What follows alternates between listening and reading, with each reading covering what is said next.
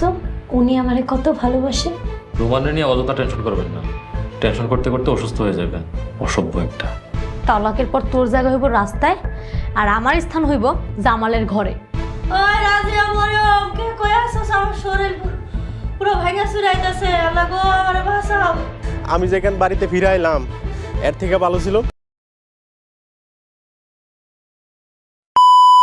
Hello আসসালামু আলাইকুম বন্ধুরা, সবাই কেমন আছেন? আশা করছি সবাই ভালো আছেন। বন্ধুরা, বৎসরত নাটকের 17 নম্বর এপিসোড কবে আসবে এবং কিভাবে আপনারা সবার আগে দেখবেন সবকিছুর বিস্তারিত ইনফরমেশন জানিয়ে দেওয়া হবে আজকের এই ভিডিওটাতে। তো বন্ধুরা, আজকের এই ভিডিওটা 1 মিনিটকেও স্কিপ করবেন না। আজকের এই ভিডিওটা একদমই স্কিপ না করে সম্পূর্ণ ভিডিওটি দেখবেন, তাহলে আপনারা বুঝতে পারবেন বৎসরত নাটক কি করলে আপনারা সবার আগে দেখতে পারবেন। তো বন্ধুরা, এবারের বৎসরত নাটকটি দেখতে হলে কিন্তু আমাদের একটা কাজ করতে হবে। আমাদের এই ইউটিউব চ্যানেলটিতে যারা এখনো সাবস্ক্রাইব করেনি অবশ্যই কিন্তু আমাদের এই ইউটিউব চ্যানেলটিতে একটা সাবস্ক্রাইব করে দিবেন। বন্ধুরা, আপনারা যদি আমাদের এই ইউটিউব চ্যানেলটিতে একটা সাবস্ক্রাইবার করে দেন তাহলে কিন্তু আমাদের পরবর্তী এমন আপডেট সকল ভিডিও পেতে বানাতে খুবই ভালো লাগে। বন্ধুরা, বৎসরত নাটকে কিন্তু এবার খেলাটা অনেক জমে যাবে, কেননা মরিয়ম আর মায়ের মধ্যে একটা দ্বন্দ্ব লেগে যাবে এবং জামালের সাথে মরিয়মের যে একটা বিয়ে হওয়ার কথা ছিল কিন্তু জামাল সেটা চাচ্ছে না, কিন্তু মরিয়ম চাচ্ছে যে তাদের বিয়েটা হোক না। তো বন্ধুরা, এমন অনেক ইন্টারেস্টিং রহস্যময় গল্প নিয়ে কিন্তু বৎসরত নাটকটি তৈরি করা হয়েছে। আপনারা দেখতে পেরেছেন বৎসরত নাটকের যে